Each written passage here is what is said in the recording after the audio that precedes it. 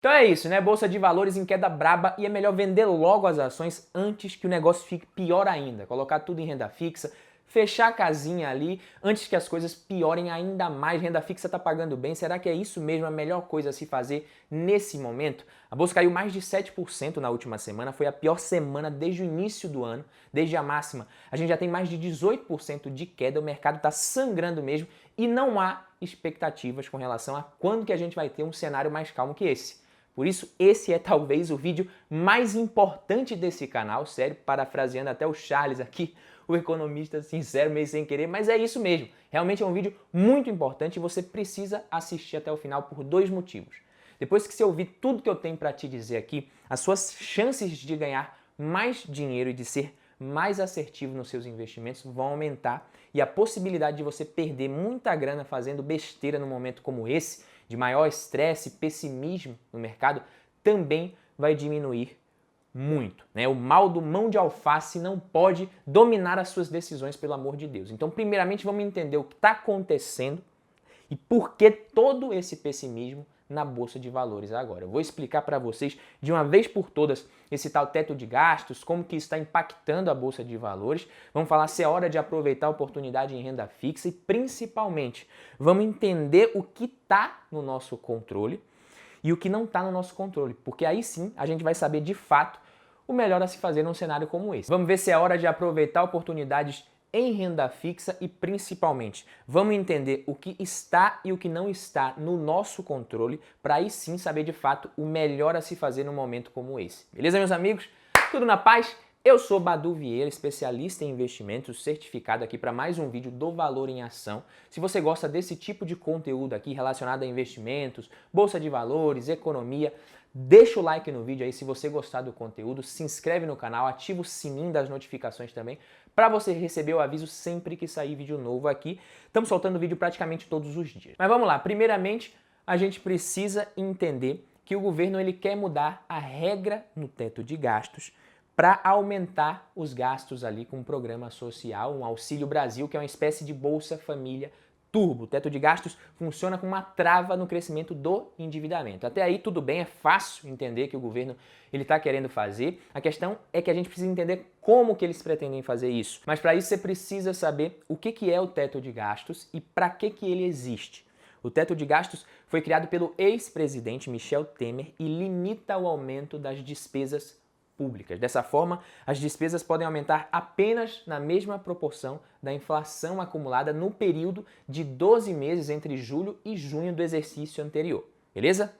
E o que acontece é que, nesse momento, o governo ele quer alterar o período do cálculo dessa folga, para que fique de janeiro até dezembro. E, ao mesmo tempo, ele quer também adiar o pagamento das dívidas judiciais da União, os famosos precatórios. Isso tudo que eu falei aqui está na PEC dos precatórios, que pode liberar entre 83 e 85 bilhões a mais no orçamento de 2022 e 15 bilhões de reais já esse ano. E com esse dinheiro extra, o governo pretende engrossar o caldo do Bolsa Família para R$ 400, mudando inclusive o nome para Auxílio Brasil, e pagar um auxílio diesel no mesmo valor para cerca de 750 mil caminhoneiros até o final do ano que vem. Eu não vou entrar no mérito de se o governo deve ou não deve aumentar, dar auxílio, enfim, mas por que uma manobra como essa acaba desorganizando muito as contas públicas? Isso passa uma imagem de abandono do compromisso fiscal por parte da equipe econômica e abre espaço para novos aumentos. É isso que o mercado enxerga. O mais indicado seria encontrar fontes de financiamento dessa medida, o que certamente incluiria o corte de outras despesas para que não fosse preciso aumentar os gastos, pegou? Só que, ao mesmo tempo que esse drible é mais uma medida populista, cortar despesas também não é algo muito popular. Por isso o drible ele gera mais incerteza com relação às chances de o governo aumentar ainda mais os gastos futuramente. Além disso, teve a debandada de membros da equipe econômica do Paulo Guedes, 4 servidores de alto escalão do Ministério da Economia pediram exoneração dos seus cargos, insatisfeitos com a proposta. A PEC dos precatórios já foi aprovada em comissão, está prevista para ser votada em plenário terça-feira, beleza?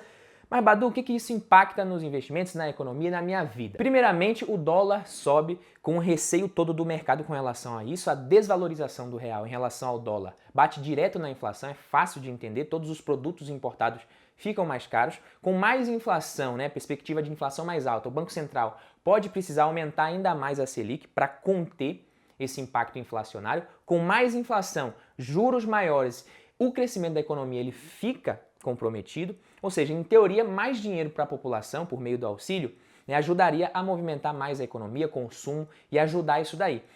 Porque a propensão marginal a consumir da classe mais baixa é bem maior. Praticamente 100% de qualquer aumento de renda da população mais pobre vira consumo imediatamente, isso é fato.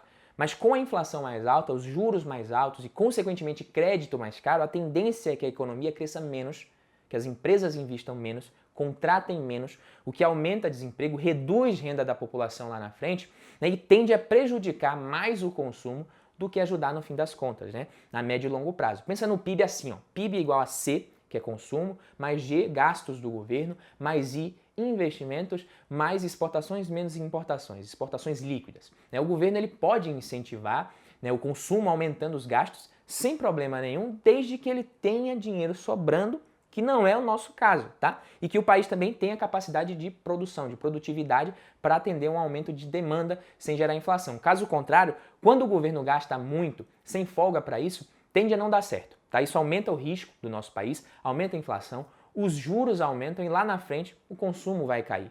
É como acelerar um carro que está muito pesado, né, ainda com o freio de mão puxado. Por mais que o motor esteja funcionando, ele não vai fazer milagre durante uma viagem mais longa, né? E ainda pode ser pior. E claro que com tudo isso acontecendo, a Bolsa de Valores caiu, né? E muita gente tá me perguntando lá no Instagram o que faz agora. Ah, Badu, compro, espero. Eu já recebi mensagem de gente me falando que ia vender todas as ações e colocar tudo em renda fixa até as eleições, e isso não é a melhor decisão. Eu já vou explicar por quê. Mas basicamente existe um trilema impossível na Bolsa de Valores. Que trilema que é esse, Badu? Ações baratas, boas empresas e notícias boas. Essas três coisas ao mesmo tempo você não consegue. Duas até dá, três não. Então se você está tentando esperar as coisas se acalmarem para comprar as ações com menos risco, saiba que isso não costuma funcionar. Até porque acertar timing é simplesmente impossível com consistência. Tem muita gente me perguntando se existe oportunidade em renda fixa nesse momento. Eu não costumo olhar para a renda fixa como oportunidade, beleza? Renda fixa é dívida, você vai estar emprestando seu dinheiro para alguém sempre em renda fixa. Se está pagando mais, é porque tem mais risco também e ponto final. Então vamos pensar no Tesouro Direto, por exemplo, né? Com a percepção de risco fiscal aumentando, bem maior, os investidores exigem mais prêmio para comprar os títulos. Por isso que as taxas sobem. A taxa do Tesouro pré-fixado para 2024 está na máxima, pagando 11,49%. Tesouro IPCA+, para 2026 também deu um salto nos últimos dias, mas a gente precisa lembrar que tanto nos pré-fixados quanto nos títulos indexados ao IPCA, quanto maior a taxa, menor o preço do título, beleza? Quando as taxas sobem, apesar de ser uma boa notícia aparentemente para quem vai investir ali agora, já que a rentabilidade ela passa a ser maior do que vinha sendo, o valor de mercado dos títulos diminui. Isso representa uma perda temporária para quem já tem os títulos na carteira, obviamente. E quando você compra um título como esse e as taxas continuam subindo, dependendo do tempo que você mantém isso na sua carteira, você pode inclusive ter prejuízo caso você queira se desfazer antes do vencimento no mercado secundário. Por isso que eu não aconselho especular com título público se você não souber exatamente o que você está fazendo. Com relação a investir ou não em ações nesse momento, fundos imobiliários, renda variável, enfim, né? Eu vou te falar a única coisa que funciona. Só isso aqui funciona e mais nada. Alocação de ativos. Alocação, foco no longo prazo, não tem milagre. Você não vai conseguir retornos acima da média e ganhar dinheiro fácil na bolsa. Pode esquecer isso. Para de buscar sonho impossível. Quando o objetivo que você busca é impossível de ser alcançado, só mentirosos e golpistas vão conseguir te ajudar. Por isso tem tanta gente caindo em pirâmide, tá? Porque esse tipo de promessa é golpe, acabou, né? Às vezes o cara vai lá atrás de 10, 20% ao mês, cara, não vai ter isso daí, esquece. E aqui eu falo o que funciona e o que existe, né? Alocação, disciplina e paciência e ponto final. E não sou eu que estou dizendo não, tá bom? Em um artigo do Gary Brinson, Determinants of Portfolio Performance, ele mostra que mais de 80% do resultado é fruto da alocação, 8% do sucesso depende da escolha dos ativos e somente 6% vem do market timing. A alocação é exatamente você definir o percentual de cada classe de ativo e cada ativo especificamente ali que você vai ter na sua carteira. Ficar mudando de estratégia o tempo inteiro é a pior besteira que você pode fazer. Caso você se exponha a mais risco do que você teoricamente aguenta e mude tudo num cenário mais adverso como agora, vendendo tudo com prejuízo, colocando tudo em renda fixa, a sua carteira não vai aproveitar o retorno dos preços dos ativos e vai permanecer por muito tempo abaixo dos retornos médios da própria renda fixa. Olha esse exemplo aí de uma carteira com 50% em CDI, 50% em Ibovespa. Aí o investidor resolveu sair por conta de uma queda na bolsa ali em 2016. Lá em 2019 ele chega à conclusão de que teria sido muito melhor ter deixado como estava, né? Foi a alocação que mais trouxe retorno no fim das contas, a curva em vermelho, e ter deixado tudo em renda fixa desde o começo era melhor do que ter mudado durante a queda. Ou seja, tentar mudar de estratégia durante uma queda, uma crise, pode te trazer muito prejuízo, inclusive no longo prazo. Então escolha uma alocação correta para você e respeite a sua alocação. Ah, quero 50% renda fixa, 50% renda variável, 2% Bitcoin, X% em ações, Y fundos imobiliários, uma parcela no exterior, tal. Defina a sua alocação primeiro. E não é qualquer alocação, a melhor alocação para mim não vai ser a melhor para você, nem para o seu amigo, nem para o seu vizinho, tá bom? Ninguém é igual e por isso que copiar a carteira dos outros é a pior besteira que você pode fazer na sua vida. Para definir a sua alocação, você precisa buscar conhecimento sobre os investimentos, conhecer as classes de ativos, a dinâmica de funcionamento da economia e principalmente de autoconhecimento. Beleza? E sem papo furado aqui, conversa de coaching, essas coisas, mas você precisa conhecer, sim, saber os seus objetivos, o horizonte de cada um deles, prazo, qual que é o tempo que você vai dedicar estudando ali, analisando os investimentos, se você tem tempo, se você não tem, qual que é o nível de conhecimento que você está disposto a atingir, qual que é o seu grau de controle emocional, como você se comporta diante de riscos. Os mercados, eles se movem em ciclos e acertar uma tendência bem no início, né, e conseguir sair logo antes da máxima, é praticamente impossível, cara. A história mostra que nos ativos, inclusive de mais risco, como renda variável, quando você fica fora de 4, 5 ali das maiores altas da bolsa, você acaba não conseguindo pegar nem metade da valorização em longos períodos, no longo prazo. Por isso, o meu conselho é: não tenha pressa para comprar ou vender nada, tenha pressa para definir os seus objetivos, saiba quanto que você suporta de volatilidade e defina logo a sua alocação e estratégia.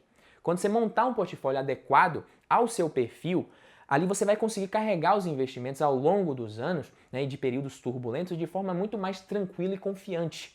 Ou seja, o tempo e a paciência na execução da sua estratégia, né, de alocação fazem com que você atinja melhores resultados e uma boa alocação permite que você fique menos sujeito a erros de comportamento e vieses tanto emocionais quanto cognitivos nesses momentos. Beleza, meus amigos?